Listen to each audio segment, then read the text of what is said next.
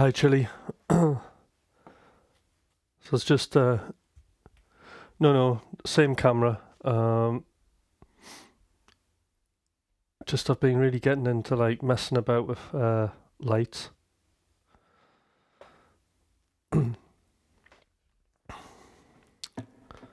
So yeah, so I've just been dotting lights about, just trying to get everything looking really good.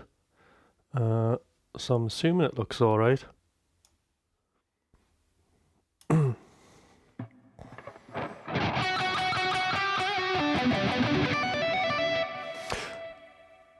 I'm gonna be I'll be streaming on the morning as well.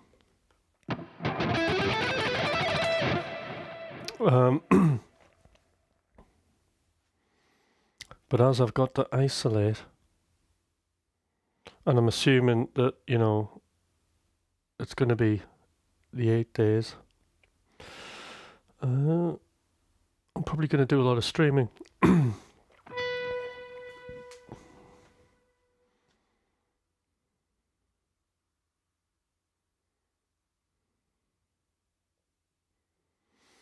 Yeah, I mean, I've been double jabbed and I've had my booster.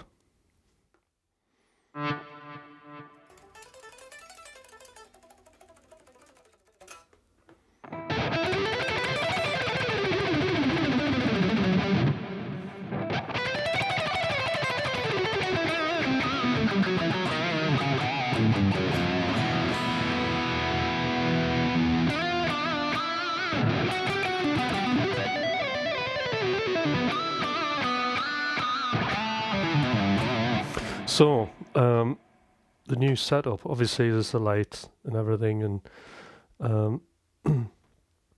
but then what I've got is, let's have a look. Let's check, I've got everything else should.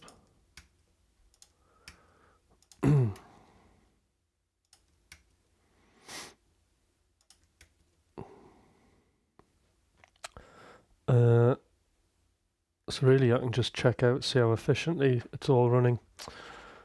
So what have we got? Like there. Is that filling the screen okay?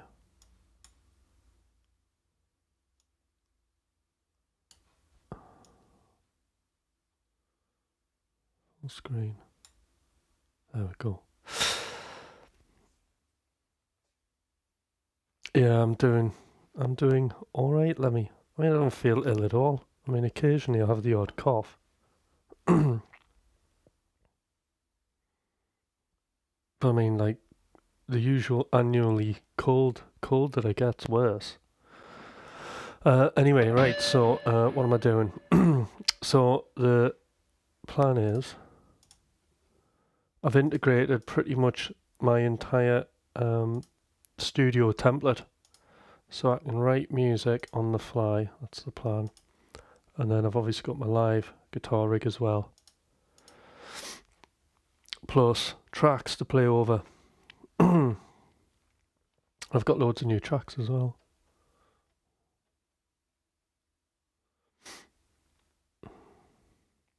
So I've just been loading a few in. We'll try something. Hi, Jonathan. Oh, Sean, hello.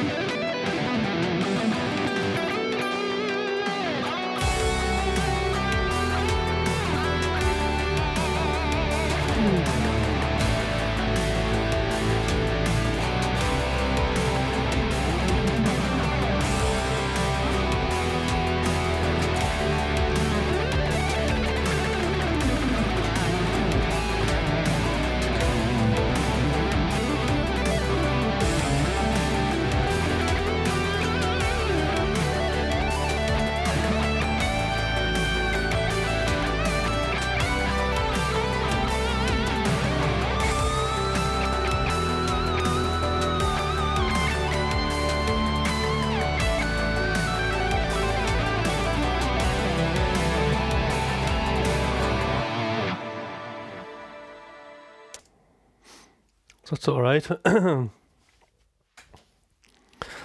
it's a good chance to practice as well a bit. Get the picking synchronized. You can have a close up.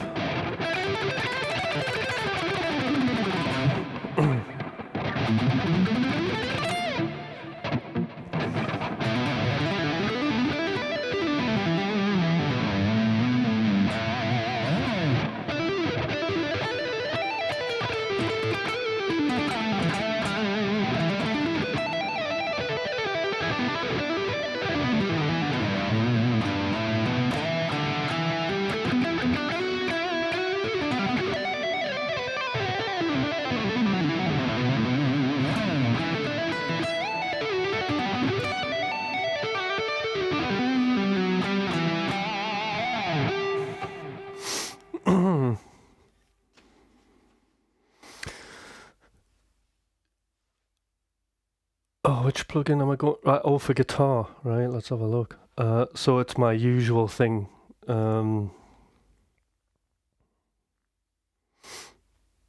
So the usual thing for me is the Soldano. Let's have a look at it. Well, I can show you. I don't think we've ever looked at this, have we? All right, you can have a look. So this is my guitar rig here. Look at that. That's exciting, isn't it? I've got a tuner. And then what I've got is 4 different amps. Now, can we break into this? There we go. So the heavy, we've got the Soldano. So, which is all neural DSP. And then on that I'm using the Echo and the Reverb, which is all standard. Which is all just standard really in Ableton Live. Actually Thomas put me onto the reverb for this.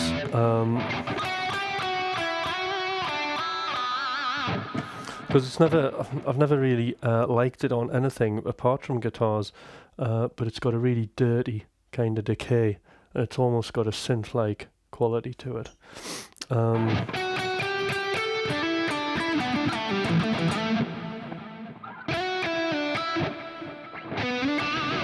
And then the echo delay is really good as well. So if you look here, what it's got a ducking feature on it. So it just means I can turn the delays down when I'm playing, and then when I'm not playing, the volume of the delay goes up. There you go. And then that way, when I'm playing, I'm like the sound's much more forward. And then I've got like a Boss foot pedal thing here.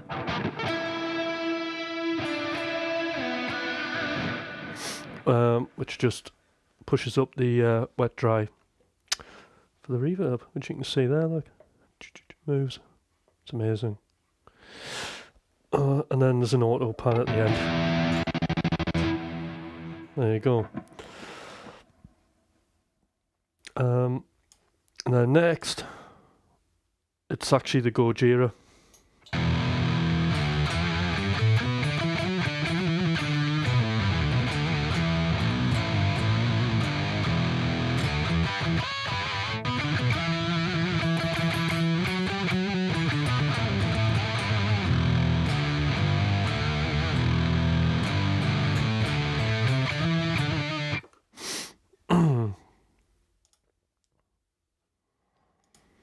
Stick the effects on for that.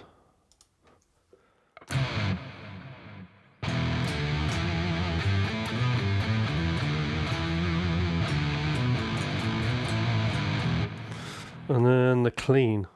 Right, I really like the clean.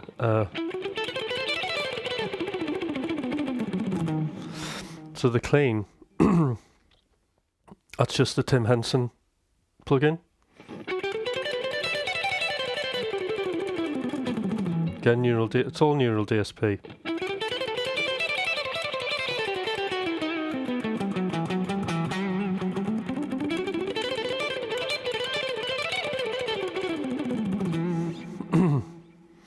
So it's just a nice sort of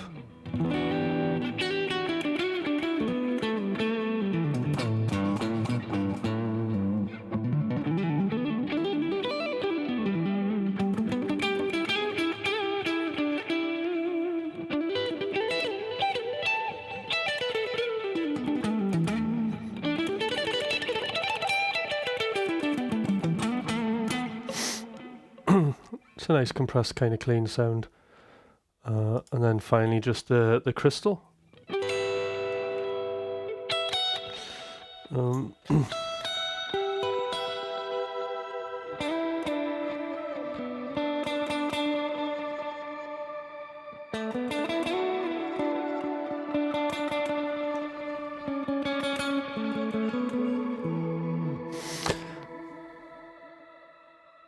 Yeah, syncing two hands can be a challenge, yeah.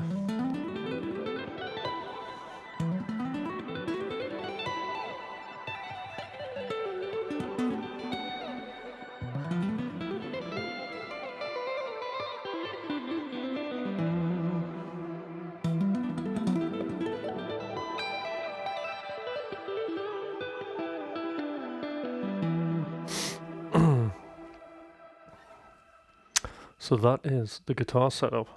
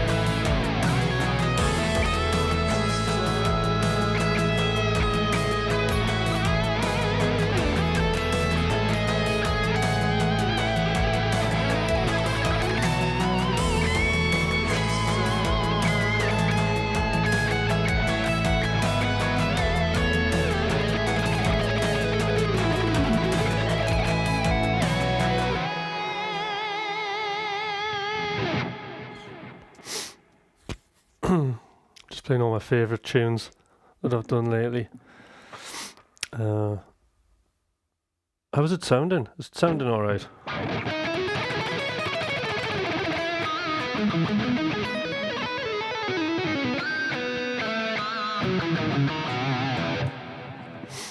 I better check the chart.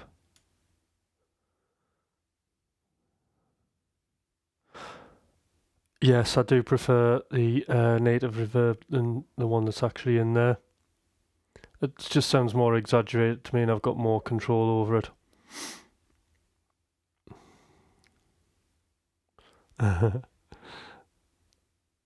Hi troll. Yeah, no, I've got to do both. I've got to do the 5 as well. Alright, Jonathan, yep, you got the Soldano.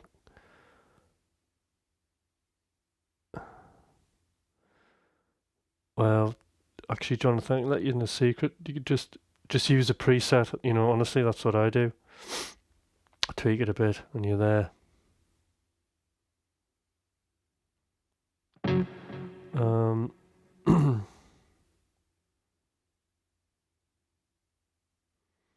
I think I've updated the Fortin Cali. I must admit, when it comes to amps and building tones, I can get overwhelmed with it all because there's a lot there, and when you're creating a guitar patch, how do you know it's the right one? You know, it's weird because like a lot of the time, like with this Soldano, it's great for live, and it's like I get the right vibe from it, and it helps me play. But it's not necessarily the best sound to fit in with all of the tunes that I'm playing. So kind of a lot of my guitar tone comes from really just mixing it in a project.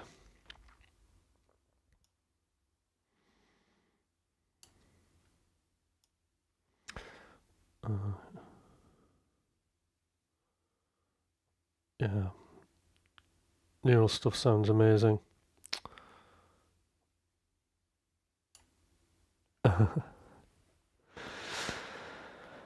Yeah, it's a thing, the morning streams. You know, it massively kind of helps me actually because I was getting a bit bored, like sitting on my own years and years, getting up in the morning and just, you know, and I thought, well, why not just open the doors and let everybody in to watch? And, you know, when people are watching, it's more exciting, right? But, so it's been a massive help, and because, like, I don't know, like if I arrange it, I never miss it, unless I sleep in accidentally. I mean, I did one where I slept in, but I managed to get on, just I woke up a bit later. People were waiting. But, especially at Christmas, it's been a lifesaver because I didn't do any morning streams. I mean, I was still writing and stuff, but it was all like at really weird times on holiday. But to get back into the routine, just great, you know, because I'm accountable to you guys. I've got to get up, haven't I? You're waiting. And, you know, once you do a week of that, you develop a habit, you know, it locks on. And like now, I can't imagine not doing the streams. Saying that, I need to kind of boost the audience a bit on my YouTube channel, so it might be that I have to do a few extra streams later on so more people can catch me.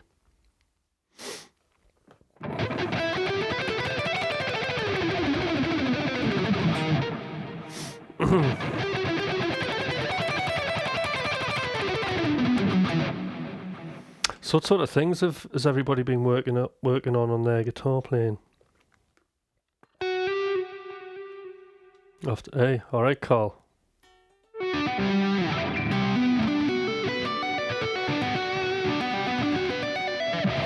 So I've been working on my hammer-ons from nowhere.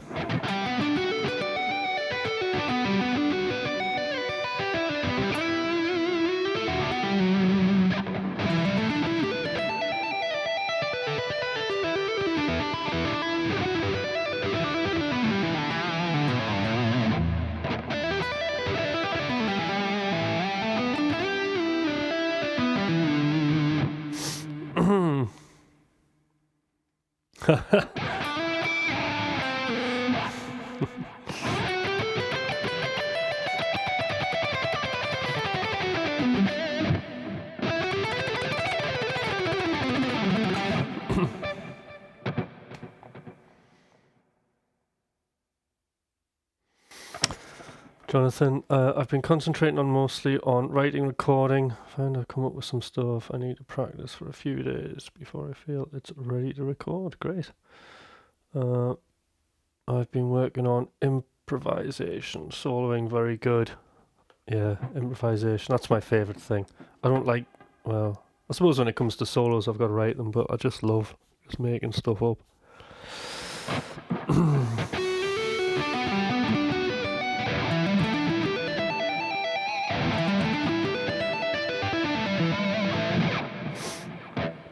So I've been doing, what have I been doing? So the hammer ons from nowhere, and then I decided that I wanted to go back to doing 3 pentatonic scales, 3 notes per string, but be able to shred on it like I can on my regular scales.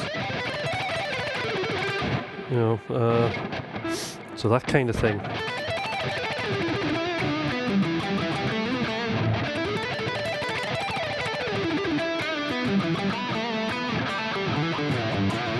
For the picking.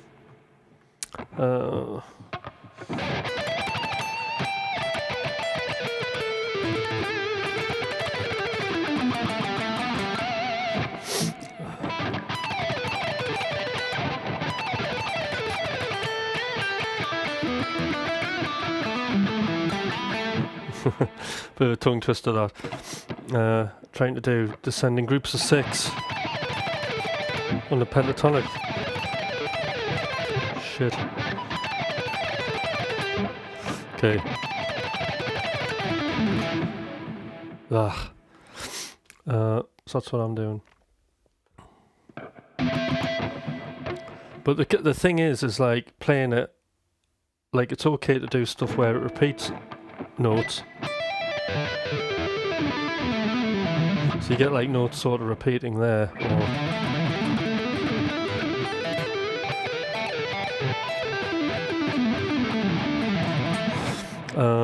But then I start getting obsessed with not having the notes repeated.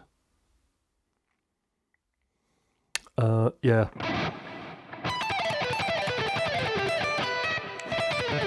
Oh, it's just a stretch now. Why would anybody do that there though?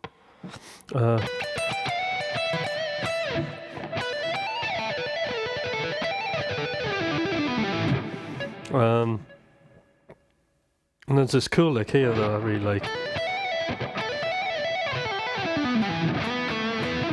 So I was listening to what's the guitarist called? Eric Gales. I was trying to work out his like kind of little pentatonic things, and I thought, oh, it's far too fiddly, right? I'll just do a shred version. And then what I ended up with this was that kind of thing.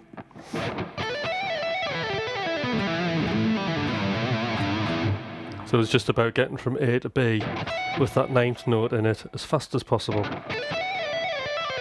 Oops.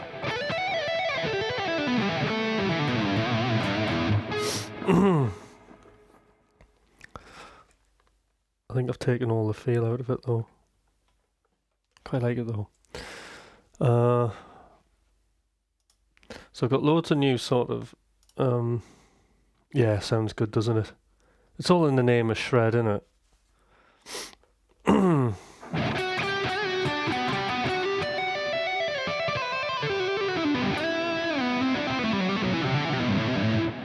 gonna turn the heater on. Now, can anybody hear the fan?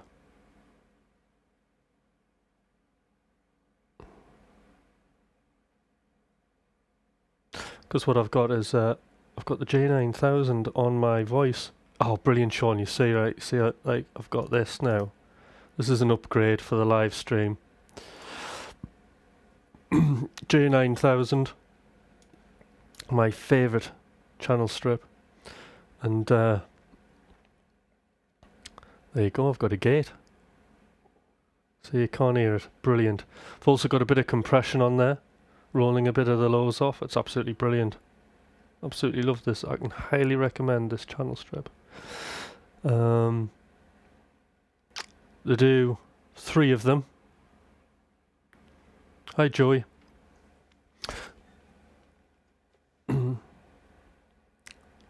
So they do 3 of these channel strips. So you've got the E channel,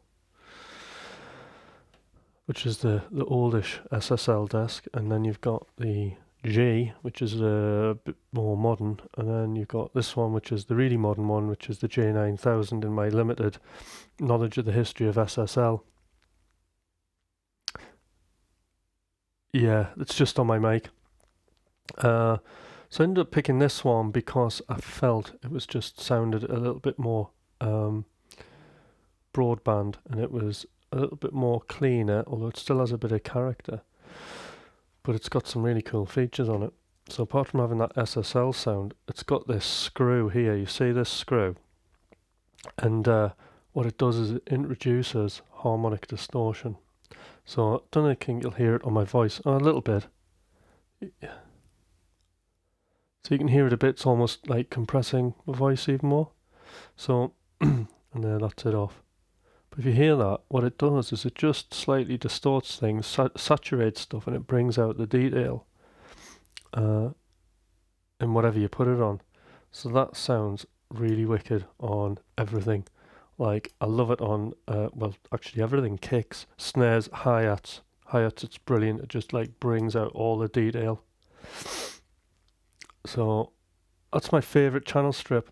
And the other thing about it is, because I was using Slate, you get, there's like lots of modules, and it is fairly quick to use, but because it's like plugins within a plugin, it's a cognitive load.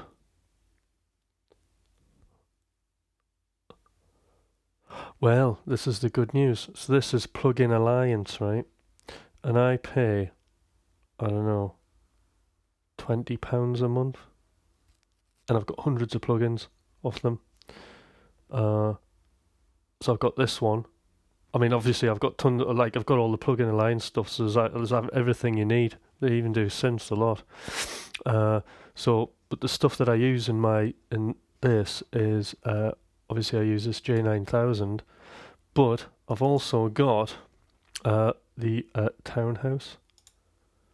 Look at that, Townhouse bus compressor. Yeah, but you can get you can get it on subscription. So I just subscribe to it, and then if you keep an eye on sort of the Plugin Alliance news, what they'll do is they'll do deals on stuff, so it'll eventually come up at some point in the year really cheap. Yeah, I mean, basically the arcade issue, right? I've just got to be careful. But it kind of works. It's just once I use it, I can't go back to it, or it'll just take the whole project out. But it's definitely an arcade thing, so and not anything else. So I've managed to isolate that, and I do have a sort of a strategy around it, but they're going to have to update it. So yeah, Jonathan, check it out. Another thing Plugin Alliance do is they do this free online mastering, and actually one of the plugins, actually desktop application that they've got, does mastering, and it does bulk mastering. So actually all these new tracks that I've got, I'll play another one. So all of the stuff that you're hearing, I'll play another track, right? So these are all mastered through the desktop application, and what I had is I just like bounced out like all of these, pretty much all of these, and I just dumped them into this program, right, and hit bounce basically, and it just analyzes them all, masters them all, ready to stream online, and they sound okay. I mean, I don't know if I'd release, well, if I'd have to hear, like, none of these tracks that you're hearing I've mixed, right? I haven't done anything. It's just how they are. But it's good.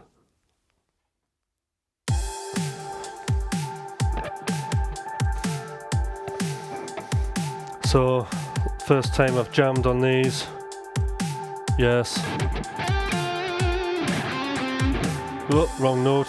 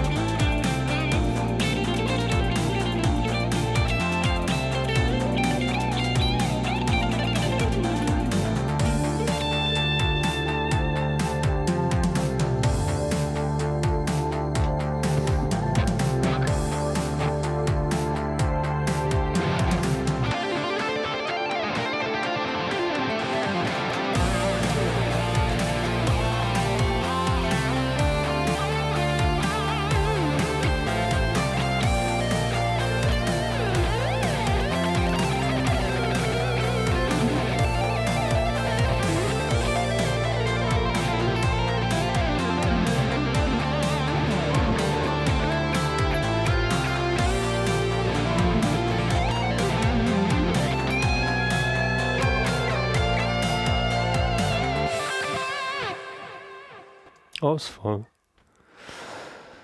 What else have we got?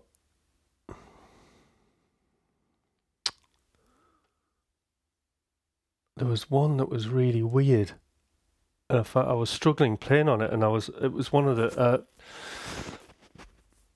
tracks that had hit draft, I think. Oh, is this it? Hold on. But when I was playing today, I just honestly couldn't remember doing it at all. It was brilliant, and I just thought, how did I think of this? Is it this?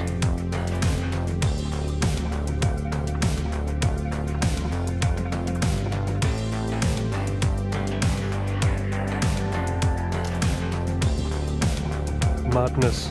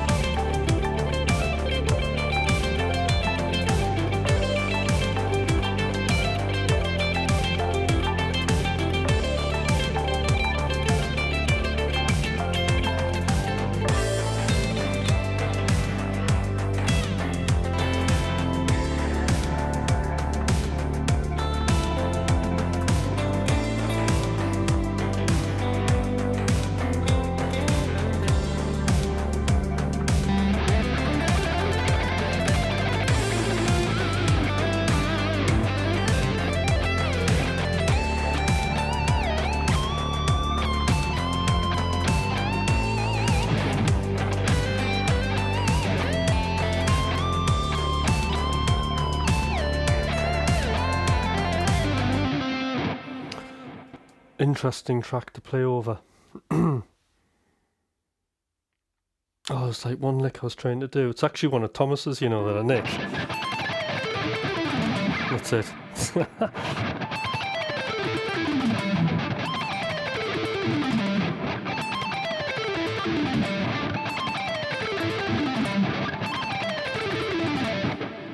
It's absolutely solid doing that.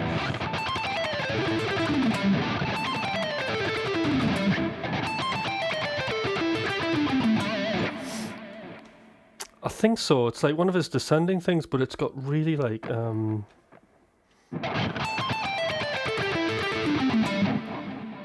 the picking on it's got really tight angles on it. So so you've got that. But what it is then you've got like a group of 7. But to actually get to the start of that group of 7, you've got to quickly, aggressively whip the pick round. Yeah, so. But if you watch how he plays it, actually, you can see the aggressive angles that he uses on this hand.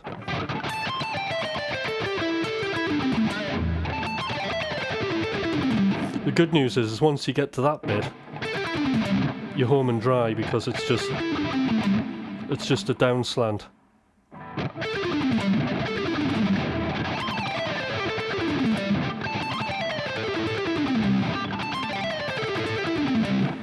That's a good one.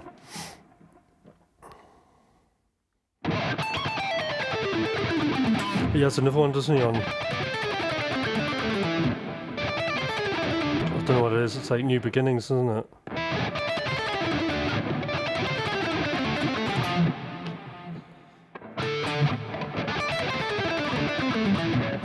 But yeah, it's the tight angles. I mean, normally when you get those odd groupings, it's a good time to start economy picking. So that's a group of descending 5s.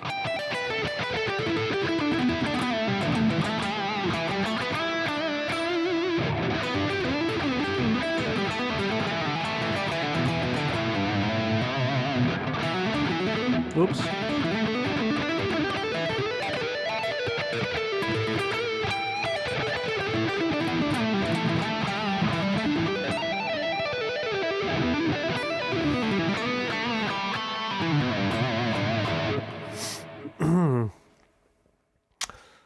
Hi Ash, how are you doing? So yes, I highly recommend that, just as it sounds cool.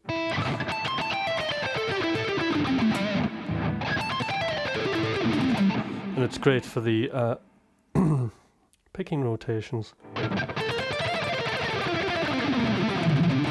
And like one problem, actually it's really weird, the rotations, because I do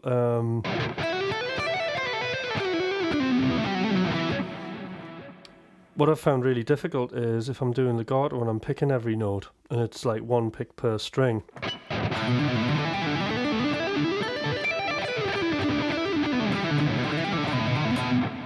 Then the picking motion. Sorry, I'm not boring everybody here. I've started talking about picks. The picking motion is double escape. So what's actually happening is the pick's going in flat, and so you're not at an angle, so you're double escaping like that. And just sometimes that can, like, if I do too much of that, then I forget about slanted picking.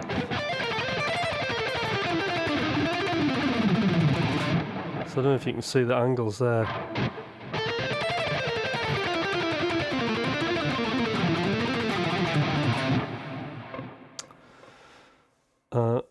So Frank and Polly had a great analogy, about the whole kind of working the slants out, the slant picking. And he said it's like riding a bike and leaning into corners, and I think it is like that. And it has to be done. Like if you have a problem with a lick, this is where it gets tricky, right? If you have a problem with a lick, see, that's inside picking, I could never do that, right? is you have to really practice it, because it is like riding a bike. You know, you can't practice riding a bike by bouncing on it when there's no motion. So you have to have a certain amount of momentum to get the picking.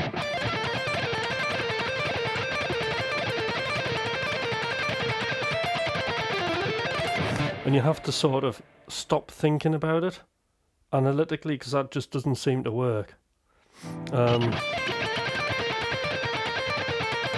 However, before you get to that phase, you do have to have an analytical phase of that. So where you actually kind of, you know, walk yourself through the lick, and you kind of, you know, it's like walking through a stunt, isn't it, before you do it? Not that I've ever been a stunt person, but you kind of walk through it and you work the angles out, and then you just have to kind of bring it into a speed, I suppose, up to tempo.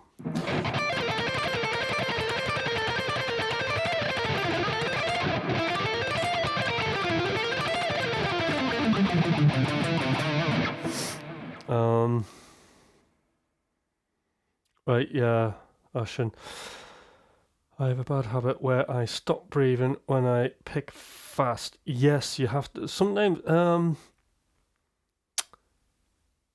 yeah, I remember that when I was playing, well, when I was very young, I did classical guitar. And I remember the teacher saying, just breathe, you'll die. And then I realised that, you know, I had to practice breathing, really. I had to be aware of it. But yeah, I think what actually helps with that is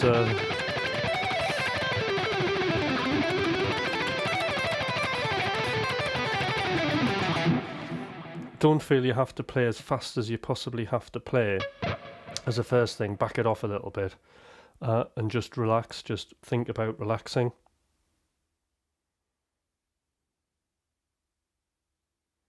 No, it could be right. So I don't really have. I can pick either way now, which is good. Very proud of that. Almost pick anyway. But I don't necessarily have a preference, whether it's down or whatever. Because if you have like the Thomas lick there, if you've got like odd numbers of notes on strings, then you're all over the shop. You see, that's why that's particularly challenging. But saying that, the easiest way to actually see it in action is just on a pentatonic scale. So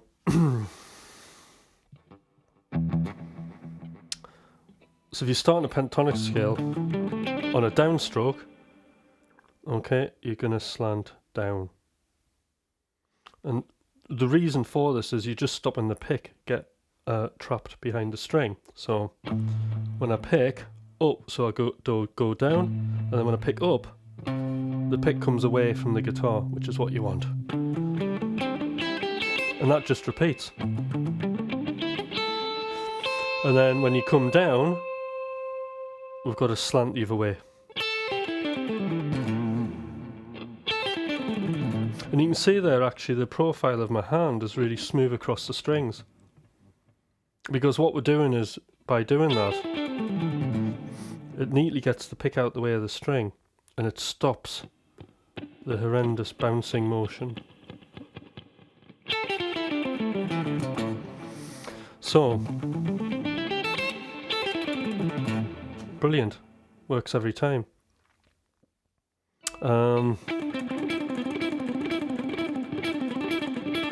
Gets a bit harder, like when you're doing 3 and then a 1. Because you've got to kind of quickly whip the pick out. So the motion's kind of, it's almost, you can't see the rotation. It's happening that small and that fast. But other stuff, it's quite fun to have an aggressive angle on the pick.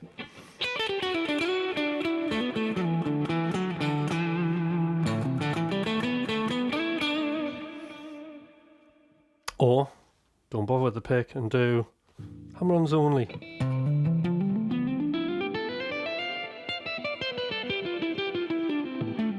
And pull-offs.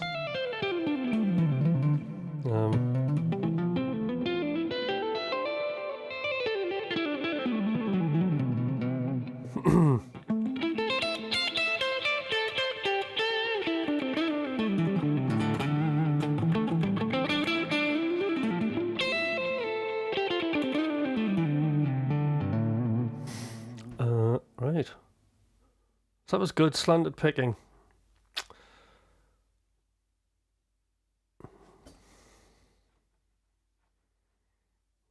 What else has everybody been working on? Now we're talking guitar. I might play something actually.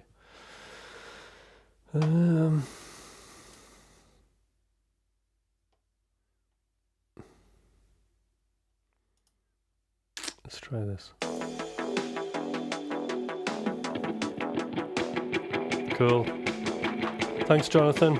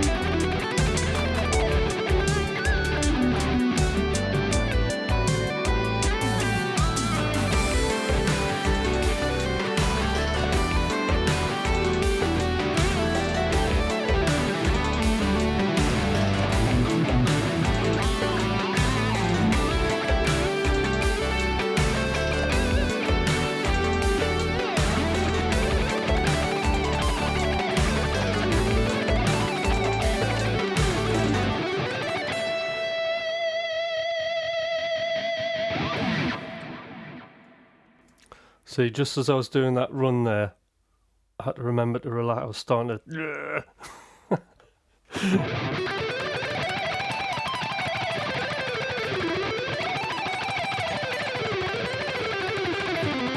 Relax, relax, relax.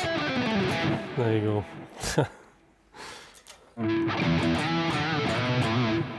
Except I haven't got the coordination to say the word relax and play at the same time. So next time I'll just have to think it. Oh god, right, what are these in? I'll do Distorted Dreams because it's one of my favourite tunes. It was in E minor, E natural. Well, it might have been in G major, I don't know. I was playing E minor.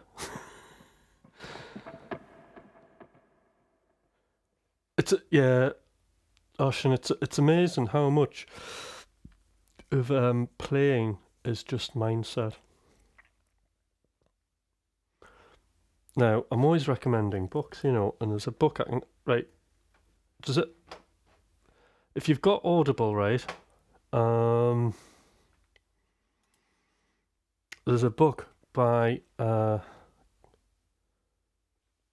it's called The Music Lesson. And it's by, and I'll spell it wrong, Victor Wooten.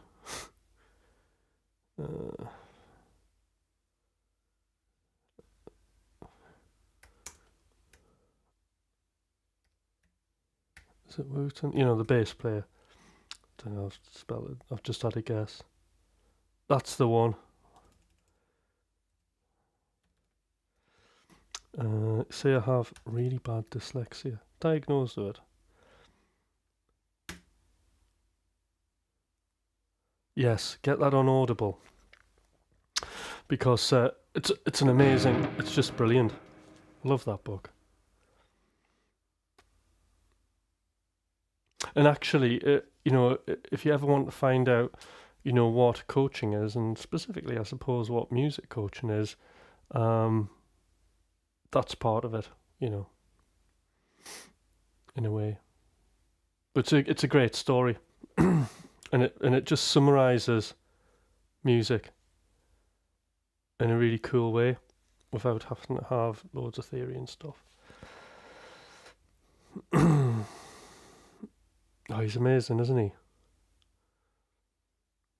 So I mean, he wrote this book as well, and it's just absolutely brilliant, you know. Exactly, yes. Coaching versus teaching.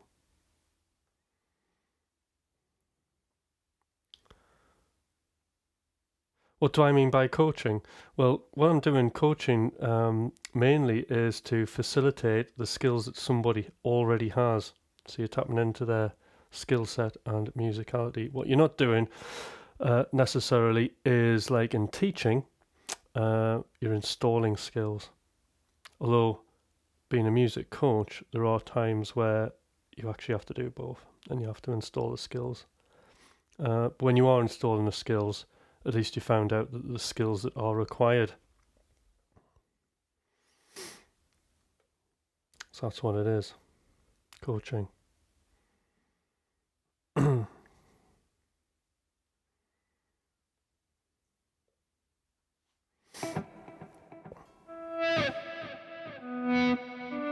So, you know, with me, I'll get, yeah. So, Jonathan, if you, so I am a music coach, and if you're interested, my email is on the description. So you can get in contact, because I'm actually running coaching groups. It's a maximum of 4 people on a group, and there might be one slot. So I could fit you in very quickly to the one I've got. If not, there'll be another group.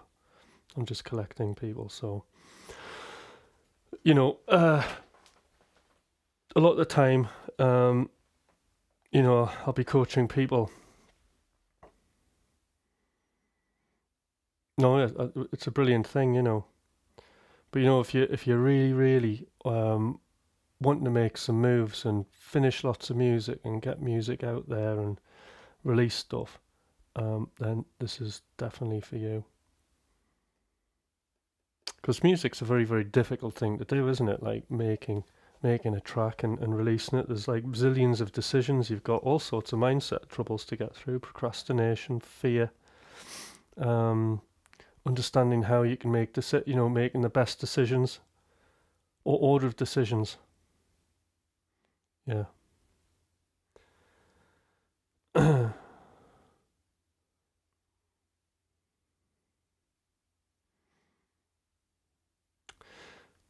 Yeah, it's just a different thing, the teaching thing, isn't it?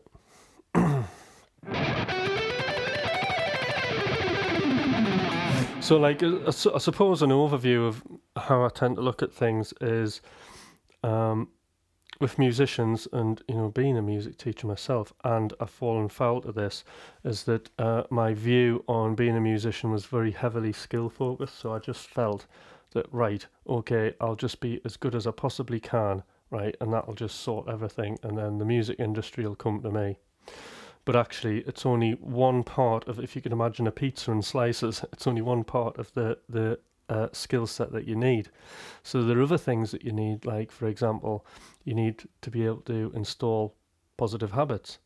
Like, for example, me getting up in the morning and sitting down professionally and doing music, you know, come rain, shine, doesn't matter what I'm going through, anything. I have a minimum viable commitment of, well, it's been down to 5 minutes. I'll do 5 minutes music making a day, and this is regardless of anything, and I'll do it. Environment, having your environment nicely nicely sorted. Being able to make decisions, so understanding my favorite bit. This is probably, if I was to specialize in something, is maybe this, is understanding how to use insight and analysis. And then you've got fear, dealing with fear, because when you come to, releasing music and stuff like that, you can worry about it, can't you? Because you're gonna put something out there, and people might not like it. And what this can do is just slow your process down. And it can sometimes be quite subtle and subconscious, and you'll almost self-sabotage. So that's another thing. And then boredom, because, hence me doing the live for my studio sessions, I was aware that I was getting bored. I didn't want to get bored, so I decided to let people watch me do stuff. So, and then understanding your community, your fans, what do they want, what do they like, and how are you going to tap into them? How are you going to be original and true to your own artistic manifesto, and also keep everybody else entertained? And then one of the interesting things was, so when I was being coached, I was in a group, and it was like, I think it was lasted for about 6 months. It was one of my favourite things, and what it was is, it was we were on a quest for flow, and flow is just, well, psychologists call a state where, you're just doing something and you're so like into it that time dilates, time just flies over, you feel like you're not making decisions. It's almost as if you're not there. And this is something also that I really focus heavily on, is getting people into the state of flow and learning how they can do it. Because it's not like a magical thing where, I'm not, like you'll hear people say like, I've got to be in the mood to produce music, or I don't want to do my best work. Well, no, you can learn how to actually get into a state of flow, because what you experience in flow, you can set as triggers to get you into flow. So that's another thing. And actually, when you're watching the lives, a lot of the time I'll suddenly be talking to people, and then I just drift off, and I start knocking the tune together, and things fly together quite quickly. And I'm in a state of flow. I don't even know that you're there. I'm like just focused in on what's going on. It is on a whole of a level. There's nothing like it, and the music coaching thing is a relatively new sort of thing. There isn't that many music coaches about, and I mean, I've been taught by one of the best ones, a guy called Mike Monday. And, I've had him. I mean, I coach for him as well. So, I've been doing his stuff for like, 6 years. And the reason I actually came to coach him was because despite having done albums and stuff and, wrote tons of music, just later on, life was getting in the way. You get older, don't you? Had a daughter, and then you have like work, even though my job's like music, which was really good. But other commitments get in the way, and then just you haven't got enough time. You think you haven't got enough time to do music, and then I was just filling my hard drive up with like loads of half-assed ideas, and then releasing like one track a month or something daft. Or sometimes I could spend 3 months on one track. And I was actually starting to think that was actually normal. And then I just kind of bumped into this guy who coached me, and literally the rest's history.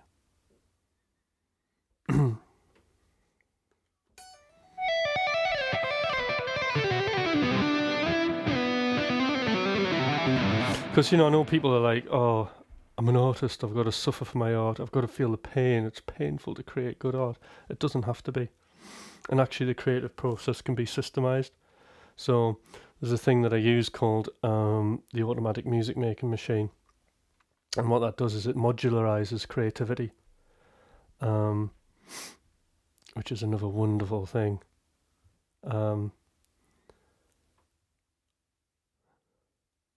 Yeah, so there you go. I've yet to, actually complete all the tracks that I've started. Been there. you know, and you'll be, you know, you'll have the same sort of issues as everybody else has in those scenarios, you know, and you just need to get to the bottom of it and then come up with an action plan. So you talk to a coach, and usually I'll ask you lots of questions, and then hopefully when you describe your problems, you'll come up with the solution. Right. Well, Jonathan, if you get up at 5:30 in the morning, you'll get a glimpse of it. So that's I can't get it out on an evening. So in the morning when I'm doing my studio session, I will reveal all then. But it's great because, I mean, what it does for me is it's a system of being able to catalogue all of my musical projects that I'm working on at various states. So some of them are like, you know, the rough idea through to stuff that's actually just about mixed and finished. Is it? Oh, it's a shame you can't make it. But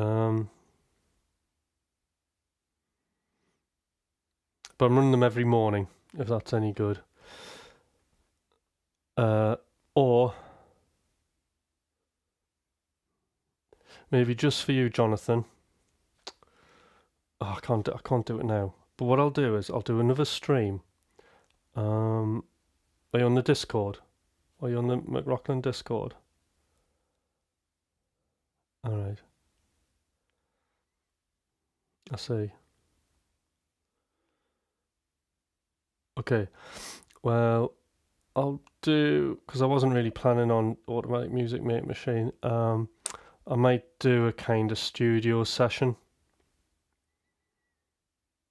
Of course, see. Thank you. Jonathan, if you look at my channel, there's like bits and bobs of my morning sessions, and if you troll through, you'll see this kind of weird looking spreadsheet that I'll get up on the videos, and that's basically the Automatic Music Making Machine. But actually I am gonna, when I think about it, because I do need to get people more interested in the morning sessions, is I should actually do an evening session, shouldn't I? Especially considering I could be isolating, depending on the PCR test tomorrow, for 8 days.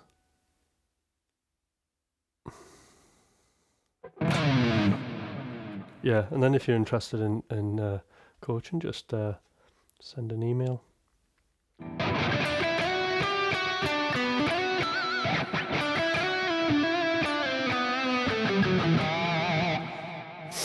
Oh God, I've gone all neoclassical.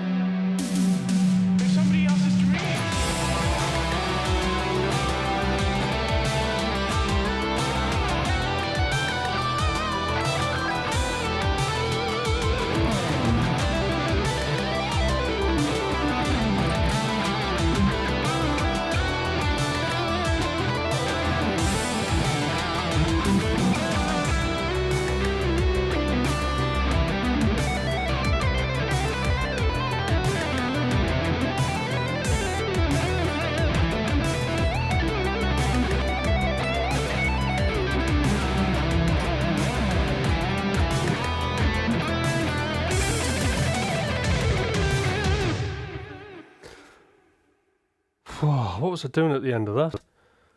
Right. Nope, stop. But the green light's flashing at me, why? Okay. So, yeah. Yeah, that should cover it. Morning, afternoon. Well, I could do an afternoon. I'll have to think of different things to do, won't I?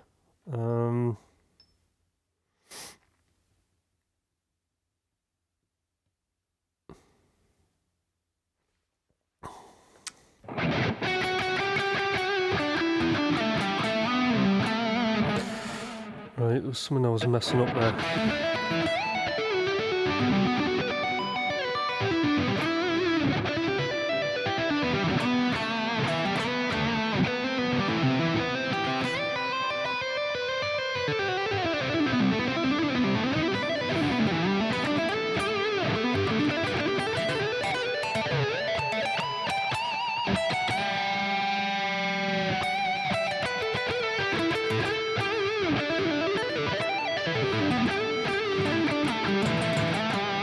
That's it.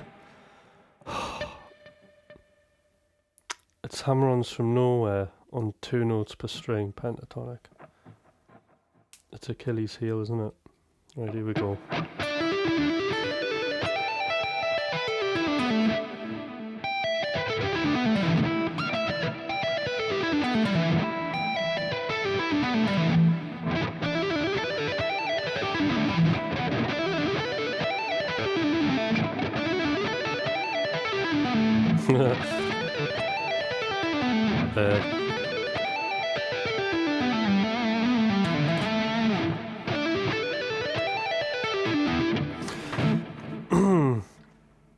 So, excellent, Jonathan.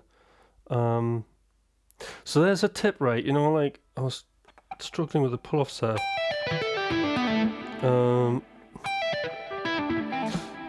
So a thing I always do, and this goes for picking stuff as well, just to make sure my fingers are lining with the strings really well, and I'm hitting the optimum part of the string and fret to get the best tone, is to do the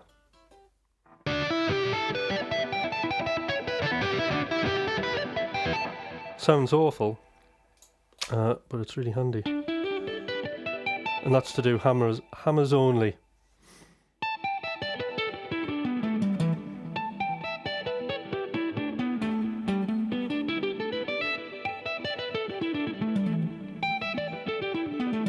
It's really hard work doing that.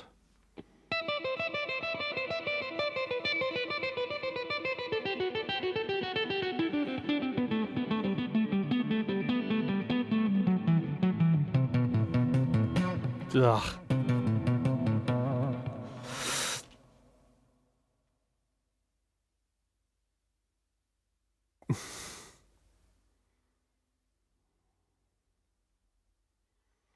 Yeah, no, you don't need any pickups for that. You know, I do this on an acoustic guitar. In fact, the majority of my playing's on an acoustic guitar.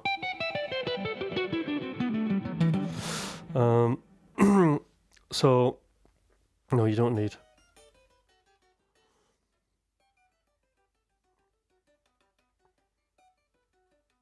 Now, the thing about something like this is it's not about the sound. I mean, this isn't a technique. I wouldn't use this, like, actually on a track, really.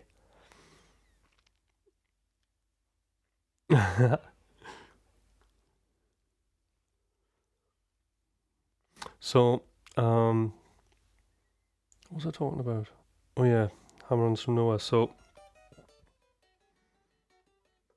this particular exercise, what it does is it just reveals weaknesses. Now, as a practicing musician, when you find and you uncover a weakness, right, you can describe the weakness because it's a problem clearly enough. You can come up with a solution, and by doing that, I get excited.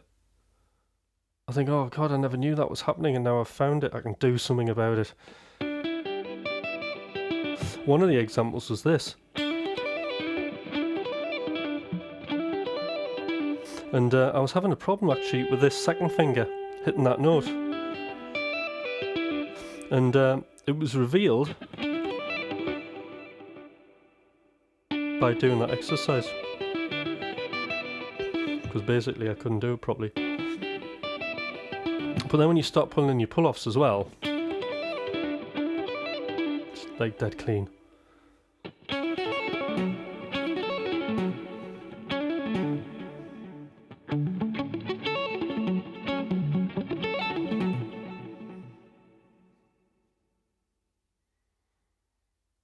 Yeah.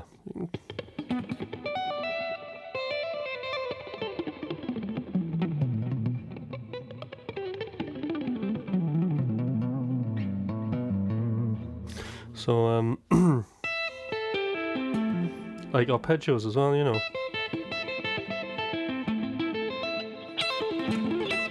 It's going to help you, you know, even though I'm sweeping that, the optimum part of my fingers hitting the string, so I know I'm going to get the best tone.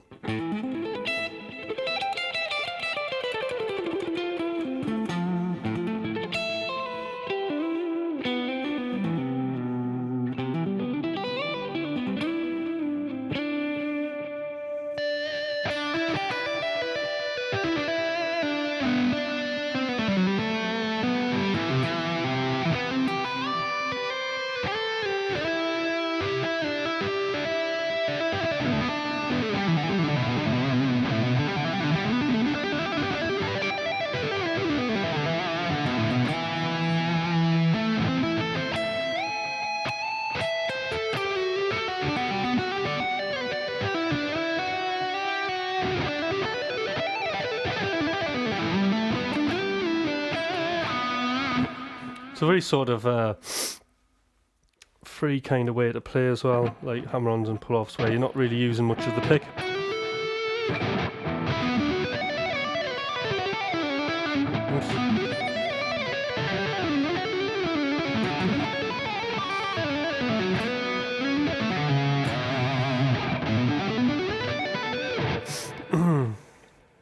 So, what time is it? Whoa, it's getting 11:15. I'm going to have to go to bed now. So, guys, I was only meaning to, like, come on here for a little bit, you know. So this was a testing video. But actually nothing horrible's gone wrong, so I think it's going to be safe to use this setup. Quite happy with it. Lights look good. We've got a nice bit of blue, reds there. That's all looking quite good. Clean white table. Orange guitar. Might wear, I think I need a black t-shirt though to make the guitar pop a bit more. But apart from that, thank you guys. And anybody who's interested in coaching, then email's in the description. Okay. I'll see you guys tomorrow morning. Hey, bye.